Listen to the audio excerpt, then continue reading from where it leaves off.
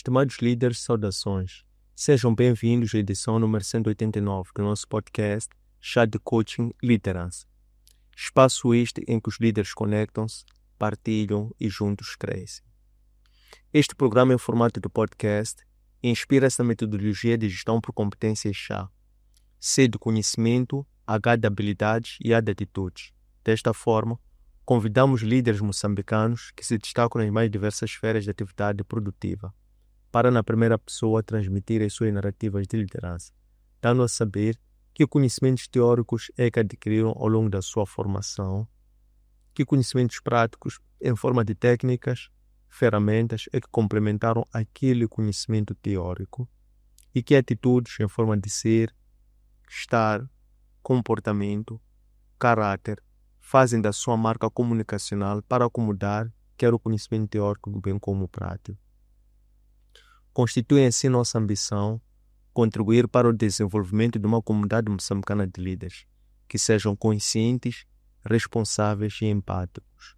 Conscientes possuem o conhecimento instrumental para a liderança, mas também conscientes que são líderes, responsáveis sob a necessidade de terem que liderar pelo exemplo para influenciarem positivamente os seus seguidores, internos e externos, e líderes sejam empáticos por um lado com as causas que defendem, mas também líderes sejam empáticos uns com os outros.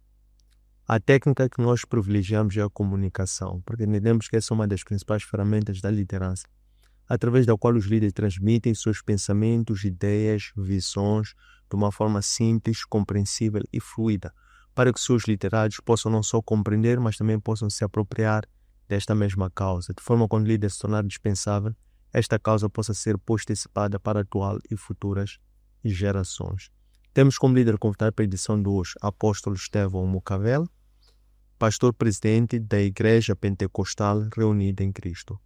Apóstolo Estevão Mucavel, bem-vindo ao nosso podcast. Muito obrigado, é um prazer estar aqui. Obrigado pelo convite. Obrigado.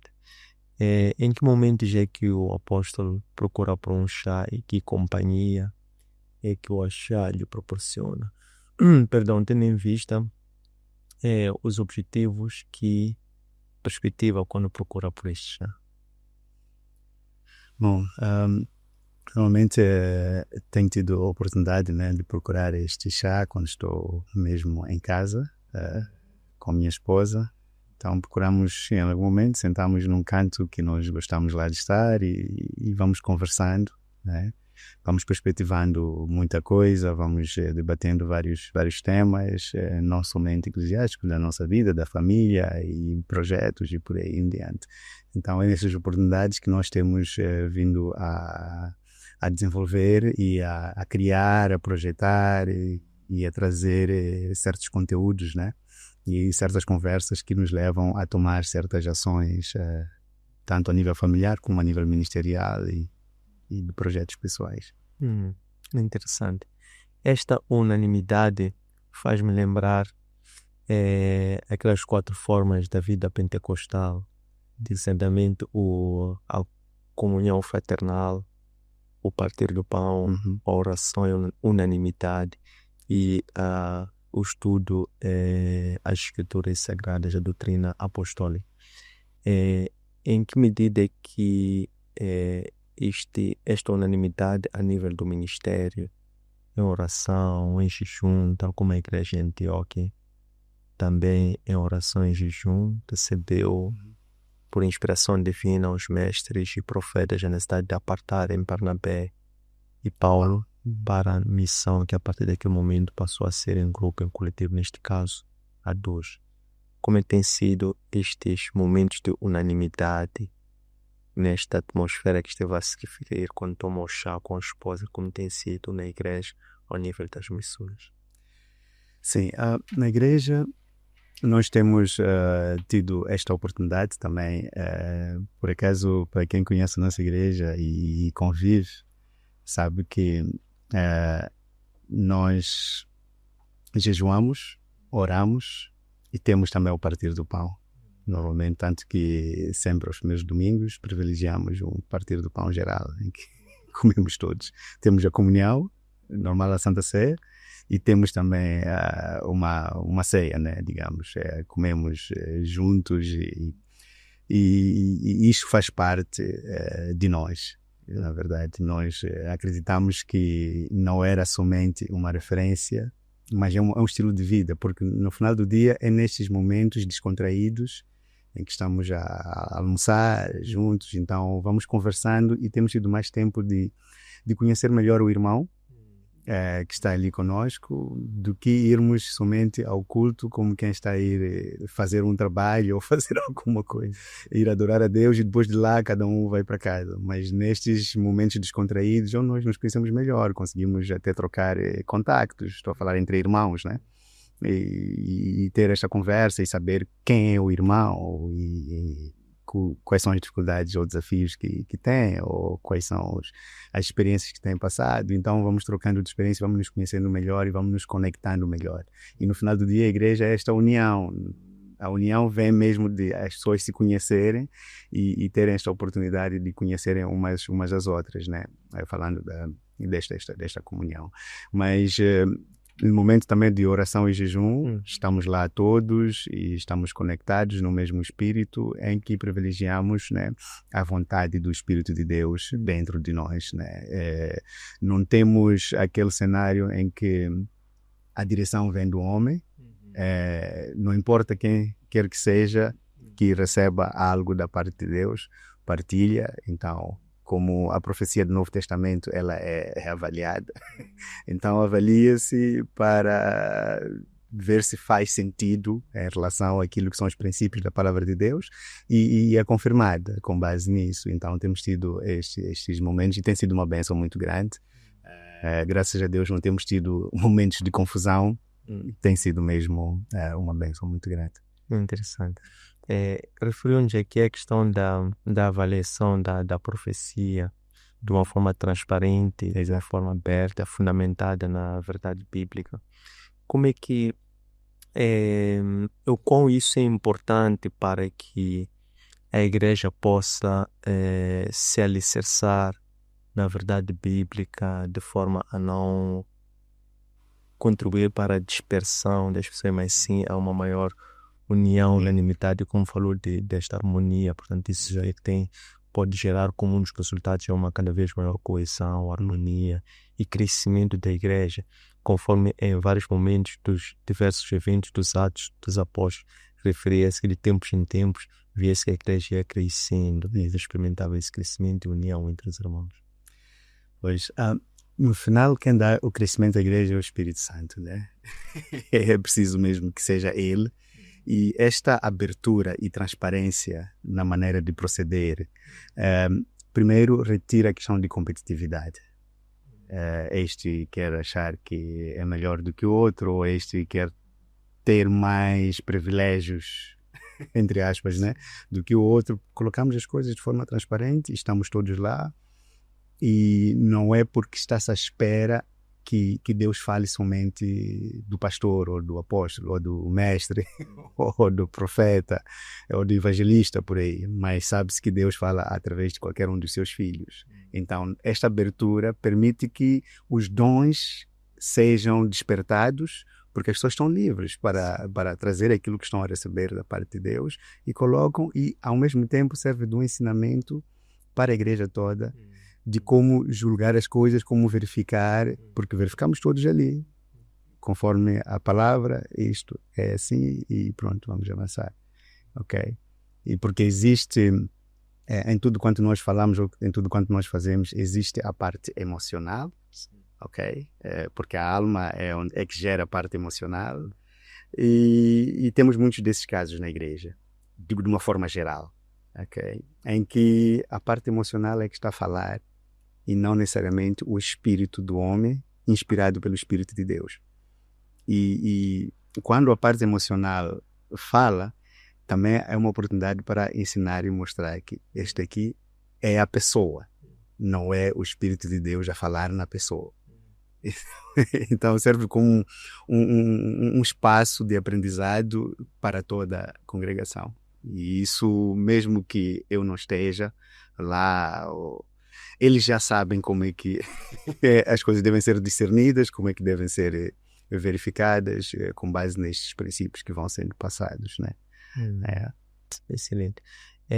O Ministério tem estado a fazer um trabalho exemplar na questão de, digamos que no movimento ecumênico, interreligioso, união do corpo de Cristo.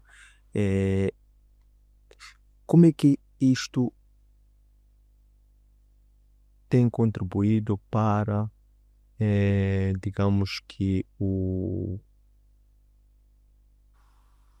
a preservação daquilo que é a vossa doutrina, aquilo que é a vossa doutrina de fé, sem diluir a vossa doutrina de fé, mas como é que isto é importante também para aquilo que é a missão geral do reino como um todo? Pois, para nós, a nossa visão, né, que Deus colocou para o ministério, a missão, ela é passada, né, e é vista em tudo quanto nós fazemos, ok? Em tudo quanto nós fazemos, porque para o nosso caso, por exemplo, a visão é transformar todas as famílias em Igreja de Cristo, ok? A família de Jesus Cristo. E nisto nós valorizamos, porque nós acreditamos que tudo começa na família. E a família, sendo o primeiro ministério que Deus criou, antes mesmo da igreja, Deus criou a família. Nós acreditamos que é a partir da família que todos os outros ministérios, todas as outras coisas que o homem precisa e que o homem faz, aonde vir, mas tudo começa na família. É por isso que uma família estável, uma família estruturada, uma família que tem Deus na família, é a partir daí que nós podemos influenciar o mundo, nós podemos transformar o mundo, mas tudo começa na família. Por quê? Pastor Sandy, todas as pessoas vêm de uma família, estruturada ou não, mas vem. E se nós conseguimos, cada um de nós individualmente, se eu digo individualmente, tipo como família, trazer Deus para nossas famílias, aí nós conseguiremos muito facilmente ir influenciando as pessoas à nossa volta. E ao influenciar as pessoas à nossa volta com este ensinamento de que a família deve ter Deus dentro da família, os nossos filhos, eles ao crescerem e formarem suas próprias famílias, terão aprendido isso dos pais. E eles também vão fazer isso nas suas famílias. E vão poder influenciar os seus amigos, Deus querendo, né? E amanhã não vamos estar a murmurar, dizendo que aquele líder que está no governo, ou que está na empresa X ou na empresa Y, tem uma atitude X, Z não abonatória, porque este veio de uma família onde ela aprendeu os princípios da palavra de Deus. Então a família é extremamente importante. Se cada um de nós fizer a sua parte na família, nós conseguimos influenciar. Mas se nós falhamos em casa, vamos falhar também. Então é extremamente importante ter Deus em casa, para que Deus saia também de casa para influenciar o trabalho, influenciar o negócio, influenciar o mercado. Então começa tudo na família. Excelente.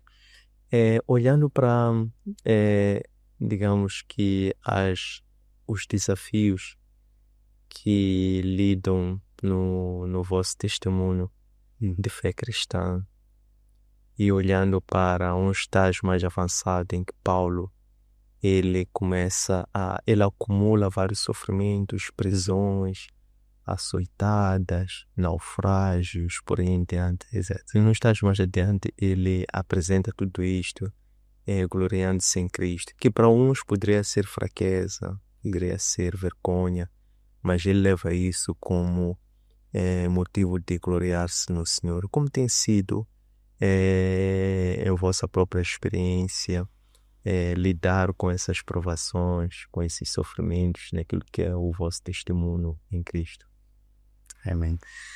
É assim, nós acreditamos que nós nada podemos fazer sem Deus.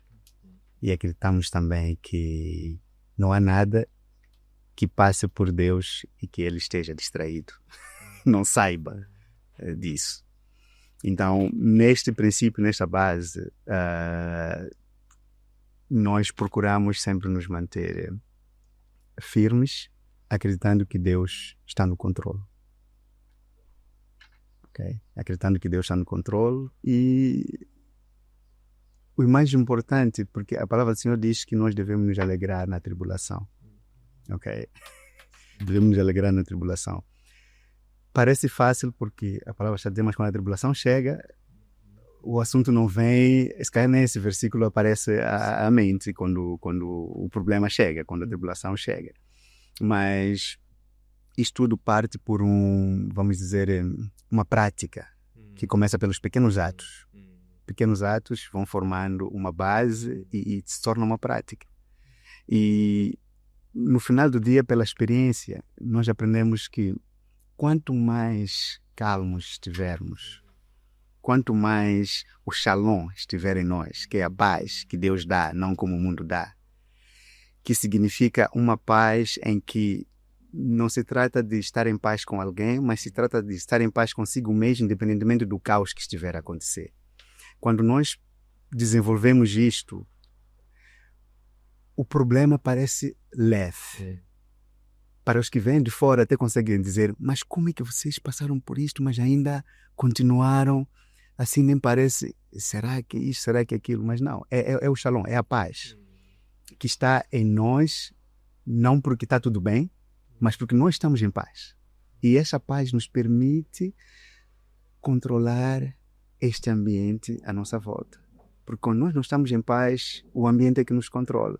E no final do dia vem um problema e o problema torna-se muito mais pesado, muito mais difícil de gerir e nem temos capacidade de gerir. Na verdade, somos geridos por ele. Onde ele quer que nós vamos, nós vamos. O que ele quer que nós façamos, nós fazemos. Mas quando nós temos o shalom, a paz em nós, isso nos permite controlar o ambiente, apesar do ambiente estar um caos. Então, é mais ou menos assim, esta abordagem nós temos buscado levar e também ensinar que você não pode ser controlado pelo ambiente. É por isso que temos o fruto do Espírito Santo, né?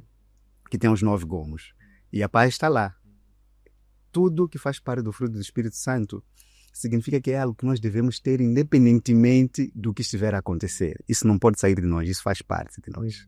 Então, é este princípio que nós buscamos ensinar e provamos que é, de facto, algo extraordinário. É extraordinário. Interessante.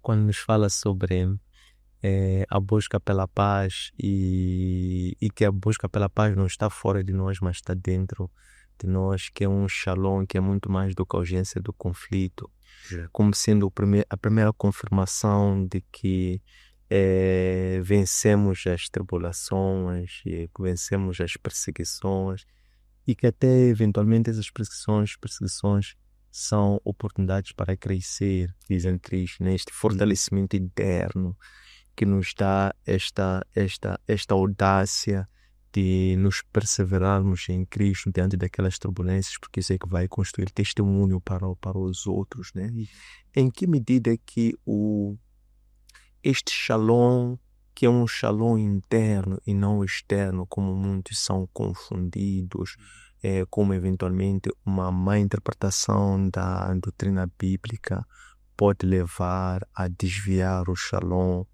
Porque veja, por exemplo, os discípulos dizem, é agora que vai ser instaurado o reino. Eles estão a pensar num reino territorial, estão a pensar num reino naquele momento, naquele tempo. E Cristo dá a entender que não vos compete saber, porque nem os anjos, nem eu sei somente o Pai. Dando a entender que o reino é celestial, o reino é espiritual. Em quão importante é o cristão preservar este shalom interno para que ele seja um instrumento de pacificação do mundo, como um soldado de Cristo, Cristo o príncipe da paz. Exato. Não, é de facto extremamente importante. Eu diria, é uma das coisas mais importantes na vida do crente, preservar este shalom. Primeiro conhecer, porque muitos, usamos shalom, e quando nos cumprimentamos, né? a paz, mas por vezes nem todos compreendemos o que é que significa Shalom. É por isso que Jesus esclarece, né? Não como o mundo dá. Deixo-vos a paz, mas dou-vos a paz, mas não como o mundo dá. Ok? Porque este Shalom foi mesmo o Shalom que permitiu que o nosso Senhor Jesus Cristo, embora estivesse diante de uma tribulação muito grande, ele não fosse influenciado em relação àquilo que era o propósito do Pai para ele. E o mesmo aconteceu com Estevão. O Estevão estava num processo, num cenário em que ele estava a ser apedrejado, mas o Shalom estava nele, ao ponto de conseguir ver o Senhor. Quando os céus se abriram, ele conseguiu ver o Senhor à destra do Pai e tudo mais. E vê-se que ele estava, pela descrição das Escrituras, que ele estava de facto com um Shalom dentro dele, estava em paz. Então, isto é extremamente importante na vida do crente, desenvolver isso, porque não só é aplicável quando há uma perseguição a nível ministerial ou espiritual, mesmo na vida, no mundo, né?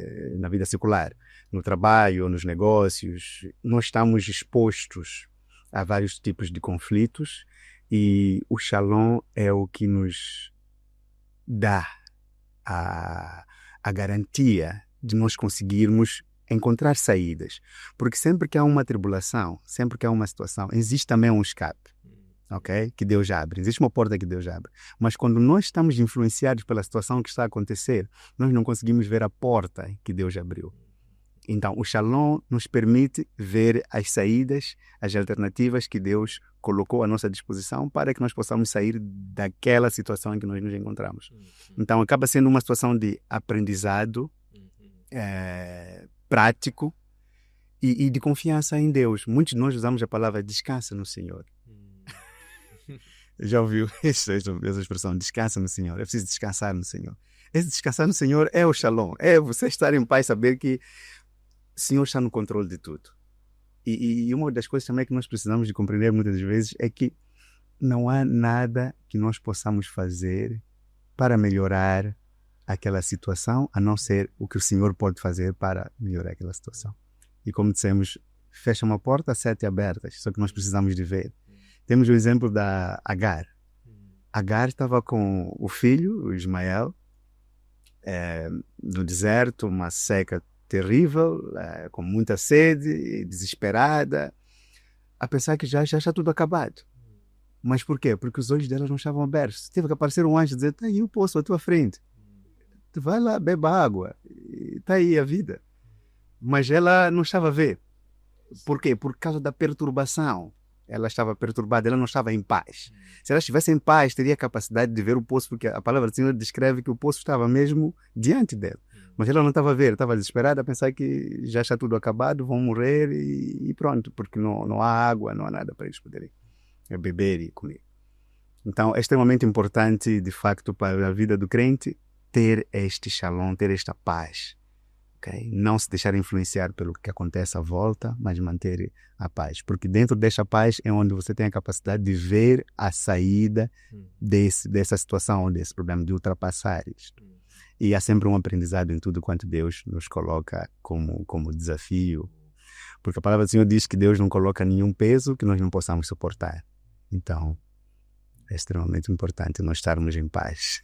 Podermos perceber. Falou-nos de Estevão, diácono cheio do Espírito Santo, com dons carismáticos, proféticos, descrito nas Escrituras Sagradas, Atos 6:5, como cheio do Espírito Santo, cheio de fé. Quando olha para ele, nos temperamentos de Estevão, em que se espelha isso em si? Bom, em mim, em relação ao Estevão, eu diria que, pronto, ele é mais ousado do que eu. Estou a falar agora em termos de olhando para o caráter, né? Dele e meu, ele era mais ousado do que eu. Mas, ao mesmo tempo, há características, né? Dele que vejo em mim, que a palavra descreve. E é interessante que, de todos os 7, acho que é cerca de 7, né? Que foram escolhidos para servir as mesas e por aí em diante, a única pessoa que a Bíblia descreve cheio do Espírito Santo, de sabedoria, é o Estevão. Todos os outros só foram mencionados os nomes, simplesmente. Mas para ele já vem descrever as características dele, ou os atributos dele, né? Então, uma das graças, né, ou dos dons que vejo nele, que posso dizer, olhando já para mim, né, como dizia, que se assemelhasse, é mesmo a calma e a sabedoria. A calma e a sabedoria. Mas em termos de ousadia, ele é mais ousado que eu preciso. É isso. E qual é o propósito de vida do apóstolo Estevão Macaveu? Uau! Em termos de propósito de vida, eu diria que o primeiro propósito é o propósito pelo qual Deus me trouxe aqui na Terra, né? Porque Ele fez, quer dizer, que é um propósito, na verdade, geral, okay? De todos os que Deus fez, que é mesmo adorar e amar a Deus, né? Este é um dos principais. E nós temos a possibilidade de compreendermos o nosso propósito pessoal quando estamos a cumprir o propósito pelo qual Deus nos fez. Porque o primário é aquele de adorar e amar a Ele, né? E por isso o grande mandamento, né? Amar a Deus acima de todas as coisas. Todo o seu coração, toda a sua força, né? Toda a sua mente, quer dizer, de tudo quanto existe em ti, deve amar a Deus. Então logo já espelha que é o propósito de toda a pessoa na face da terra. Amar a Deus, fazer a vontade dele.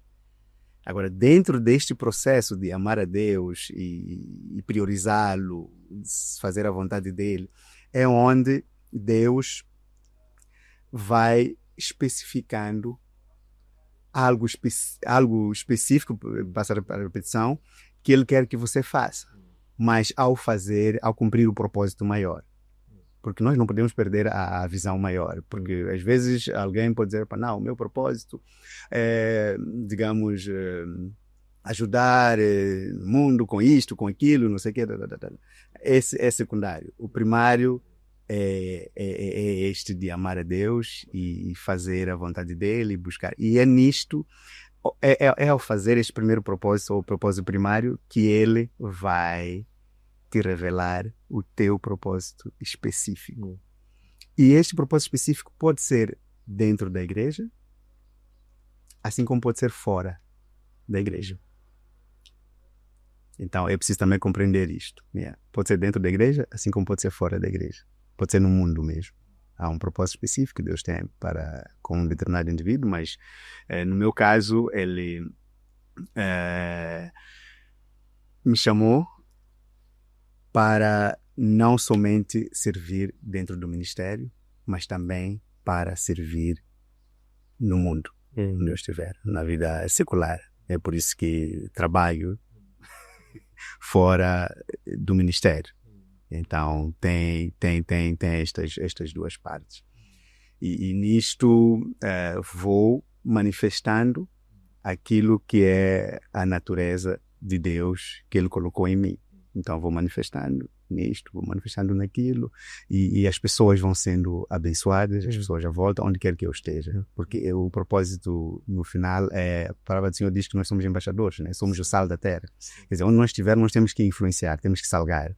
Então vamos transformando as pessoas e vamos alcançando as famílias, já ligando à visão da própria igreja, né? E vamos alcançando as famílias, vamos ajudando a este e aquele. Algo que, por exemplo, para mim, me incomoda bastante é ver uma família, vamos dizer, desequilibrada, ou uma família desestruturada, melhor dizendo, né?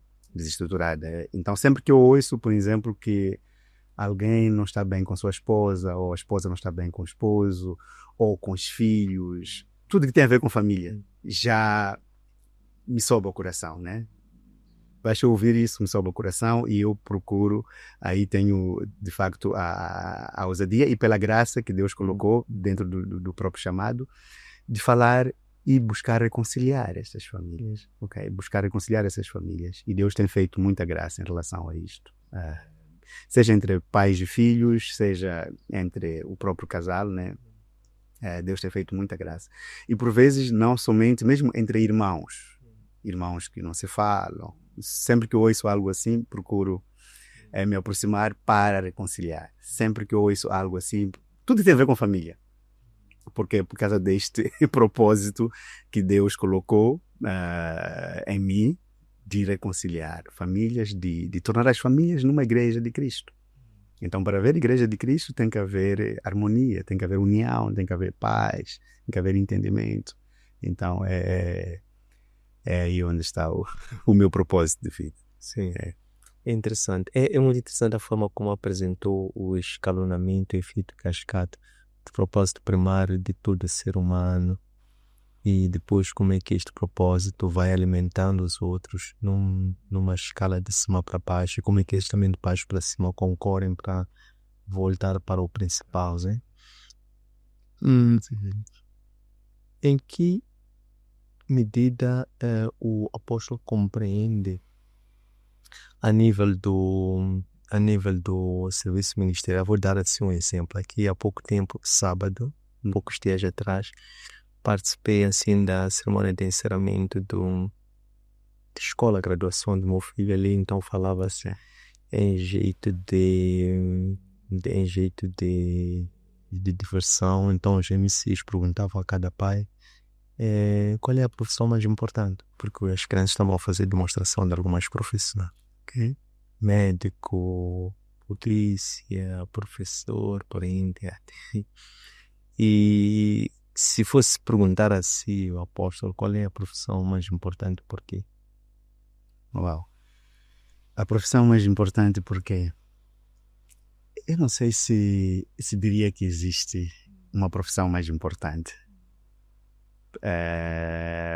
Porque todas são importantes, porque são necessárias.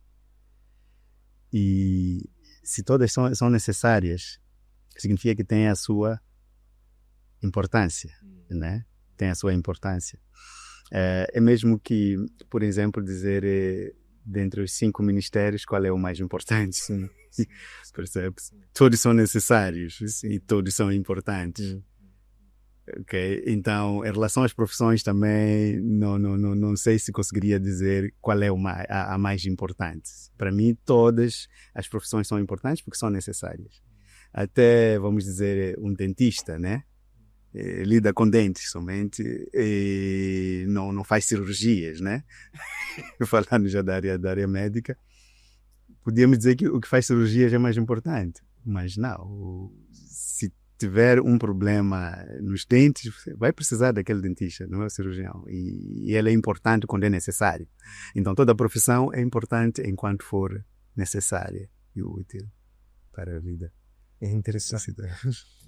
Ali em Marcos 9, e Cristo então pergunta-lhes aquela boa pergunta, que era o maior.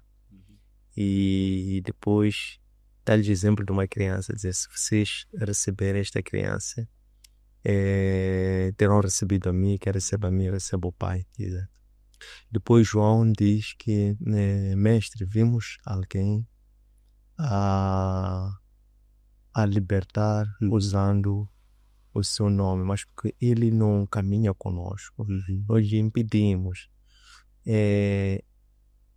Pegando esta analogia sobre a questão do exorcismo e da forma como vamos lá, há esta participação, e vimos vários confrontos, Pedro com alguns mágicos, Paulo também com outros mágicos. Como é que o apóstolo compreende esta percepção sobre o trabalho do reino? A resposta que Cristo lhes dá também é um pouco interessante, porque ele diz que se eles não são contra nós, são por nós. É verdade que ele pode ser um contexto próprio, específico, mas como é que o apóstolo compreende este grande movimento de exorcismo, até como às vezes uma forma de atrair ou de massificar as igrejas e tal? Como é que compreende isto? Sim, muito interessante esta questão, de facto. E uma boa referência que trouxe esta, né, de Marcos. Não? É assim, agora, de facto, há muita coisa que acontece, né? Muitas igrejas e, por vezes, temos esta diferença, né? Em termos de, não vou dizer, quer dizer, é claro que existem os falsos profetas, falsos apóstolos, falsos pastores e falsos mestres, por aí em diante. Ok? Mas, mais uma vez, usando o mesmo princípio, né, que o Senhor Jesus Cristo trouxe aqui, aqueles que estiverem, ainda que se aproveitem, né, do nome do Senhor Jesus Cristo, para pregar, embora eles tenham intenções próprias, não do reino do nosso Senhor Jesus Cristo, mas para mim é uma questão de as pessoas que vão lá não vão, muitas delas, né? Pode haver um grupo restrito que saiba da agenda real daquele indivíduo, daquele homem, né? Que está lá a reunir as pessoas e a fazer as coisas que estiverem lá a fazer. Mas a maior parte das pessoas, eles vão lá acreditando que ele está ali, de facto, a fazer o serviço de Deus. Ok? Eles vão nesta fé. Os crentes que vão lá nesta fé e nesta esperança e tudo mais. Então, dizer que estes, em algum momento, pela graça de Deus e a misericórdia de Deus, vão ter os seus olhos abertos. Não todos ao mesmo tempo, mas um a um, e depois vão encontrar a verdadeira igreja de Cristo, né? E podem estar lá e serem alimentados e crescerem. Ok? Temos o próprio exemplo do apóstolo Paulo.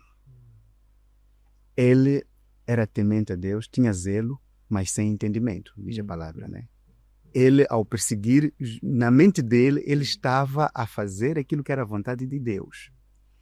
Mas tinha todo o zelo, cumpria todas as coisas, para ele estava a servir a Deus, a perseguir os cristãos.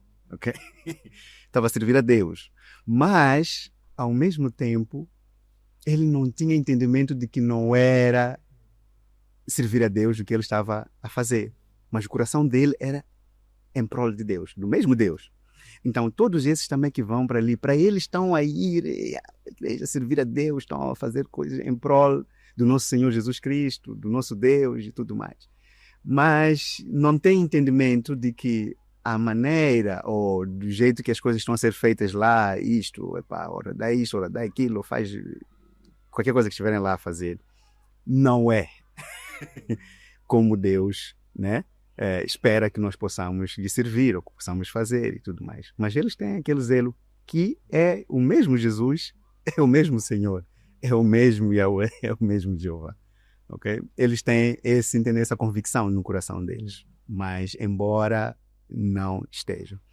Então aí a misericórdia de Deus acaba alcançando em algum momento e eles podem sair e encontrar de facto o caminho certo e continuar, assim como aconteceu com o apóstolo Paulo. Depois ele teve um encontro com o Senhor Jesus. Estes também podem ter um encontro com o Senhor Jesus em que vai abrir os olhos. Vai abrir os olhos, vai mostrar. E aí eles vão começar a ver que de facto o que está a acontecer aqui se calhar não se encontra na palavra, ou se calhar não é bem como está a acontecer, ou por aí em diante. Então os olhos deles vão ser abertos e vão poder identificar com a ajuda do Espírito de Deus, um lugar onde eles possam ser alimentados e crescer, primeiramente, espiritualmente. Muito bem, excelente. Qual foi o livro 2 que o apóstolo leu que mais mexeram consigo e por quê? O livro? Um livro ou 2 que leu e que mais falaram consigo, mexeram consigo e por quê? Livro da Bíblia ou quaisquer que seja? Quaisquer que seja. Ok. Bom, neste aspecto vou falar, por exemplo, a respeito de casamento. Gosto de ler livros a respeito de casamento, né? Tem do Miles Monroe, uns livros que ele escreve, né? E sobre o casamento, e esses falam bastante comigo, né? A respeito daquilo que tem a ver também com o propósito, né, da nossa igreja, okay, a respeito do casamento. E falando do livro da Bíblia, o livro de João, eu gosto muito do livro de João, do jeito que ele traz a pessoa do nosso Senhor Jesus Cristo, e isso gosto da maneira como ele traz, como ele apresenta, né? Falando do livro, da palavra. Interessante. Se me permite fazer uma analogia, referiu-se a alguns livros de Miles Monroe que falam sobre o casamento, falam sobre, eventualmente, o grande vínculo de um casamento é um amor, mas é um amor que tudo suporta, tudo pode, que vai do amor eros para o amor filhos, do filhos para o agape. E também a teologia joanina é muito sobre o amor, porque na forma como ele escreve, a exortação dele principal acaba sempre sendo com o amor, e até a forma como apresenta o próprio Cristo vindo como para ser o cumprimento do amor de Deus, e também o ato em si do ministério de Cristo também como uma expressão do amor. Em que medida é que o amor, percebemos muito bem na forma como trouxe-nos o conceito de família como sendo um dos principais desígnios da doutrina e do culto a nível da igreja. Em que medida é que o amor continua a ser e sempre será este grande alcance da conversão pura, genuína de uma pessoa em Cristo? Ok. O amor, neste caso, já falou de vários tipos de amor. Para nós, em português, é tudo amor. Se referindo, neste caso, ao amor de ágape, certo? Bom, o amor é o único caminho. Eu tenho dito, né? Muitas vezes que o amor é o único caminho. Quer dizer que em todas as situações e circunstâncias, se nós privilegiarmos o amor, ele sempre vai vencer, ou sempre seremos vitoriosos em qualquer coisa. Porque o amor não é testado quando estamos bem. É testado quando a situação está difícil. Quando somos traídos, digamos, né? Ou quando somos enganados. É nessas situações de tribulação, de dificuldade, que o amor é provado. Ok? O amor não é provado quando está tudo bem. Quando está tudo bem, podemos dizer todos a nós, uns aos outros, eu amo, eu te amo. Mas ele é colocado à prova quando essa pessoa que você disse que ama te trai. Ou te engana, ou te aldraba, ou te rouba. Aí é onde o amor vai ser colocado à prova. Enquanto não passar por uma situação dessas, não tens a oportunidade de colocar à prova esse amor. Nestas situações é onde... Porque aí já tens duas opções. Não estás feliz com a pessoa, ou pela atitude da pessoa, que a pessoa fez contigo, mas ao mesmo tempo deves amar. Por isso que a palavra diz que temos que amar os nossos inimigos e orar por eles. Esta é a parte mais difícil. É mais fácil quando está tudo bem. Eu te amo, irmão, eu te amo, irmã, eu te amo, eu te amo. Está tudo bem, quando está tudo bem. Mas quando esse irmão, ou essa irmã, ou esse amigo, ou esse colega, ou por aí em diante, primo, faz algo que mexe contigo, é aí onde o amor é colocado à prova. Porque o amor não pode ser... tem que ser intacto. Porque é um amor sem interesse. Você não ama a pessoa porque a pessoa te fez bem. Você não ama a pessoa porque a pessoa tem sido simpática. Você não ama a pessoa porque a pessoa tem se comportado de uma maneira maravilhosa. Você ama a pessoa porque você decidiu amar a pessoa. Tão simples quanto isso. Você decidiu amar a pessoa. Então, quando a pessoa faz algo que tu não gostas, ou te ofende, ou fala mal de ti, ou faz não sei o quê, esse amor deve prevalecer. E é aí onde o amor é testado.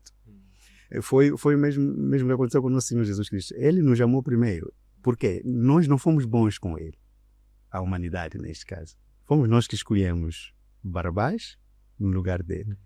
Fomos nós que dissemos crucifica-o, mas ele ainda assim nos amou. Ele tinha a possibilidade de parar com aquilo tudo, estava no poder dele, ele tinha autoridade para isso. Mas ele preferiu terminar o processo por amor de nós. Ele não estava a fazer aquilo necessariamente, digamos, aliás, foi por ele porque ele nos amava bastante, que não queria que o nosso destino fosse contrário àquele que ele nos predispôs. Mas foi tudo por amor, mas não porque nós lhe fazíamos bem, não porque nós lhe aceitamos. Nós continuamos a andar nos nossos caminhos, mas ele ainda assim nos amou. Então, o amor deve se manifestar de forma intacta, não influenciada pelo comportamento ou atitude daquele que nós dizemos que amamos, ou daquele que nós amamos.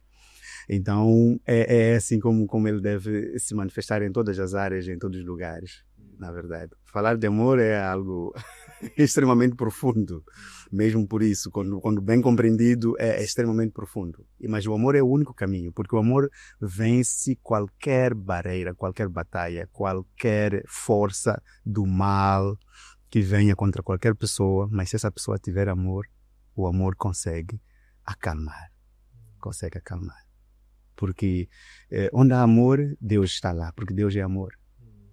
Percebe? A ligação é esta, né? É que Deus é amor. Quando você tem amor genuíno, puro, ele consegue dominar e vencer todas as coisas porque Deus está lá. Mas quando é um amor com interesses, Deus já não está lá, porque esse já não é o amor que Deus, que caracteriza Deus, melhor dizendo.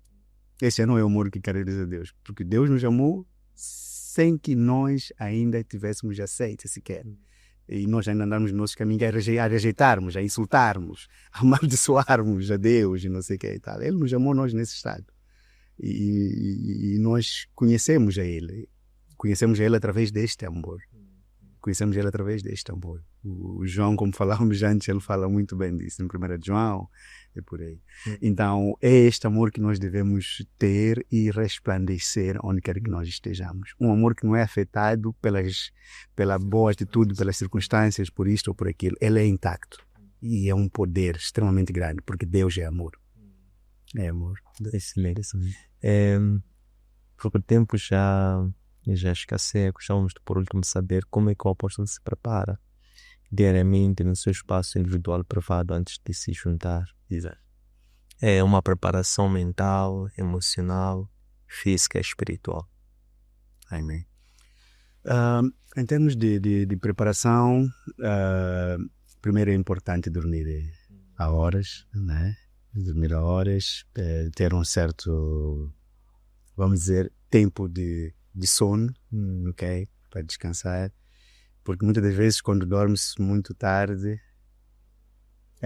por vezes acaba perturbando. Mas na verdade é uma rotina, cada um tem a sua maneira de ser, mas para mim eu tenho que dormir cedo e ter tempo o suficiente para descansar, porque aí consigo acordar cedo e muito bem disposto.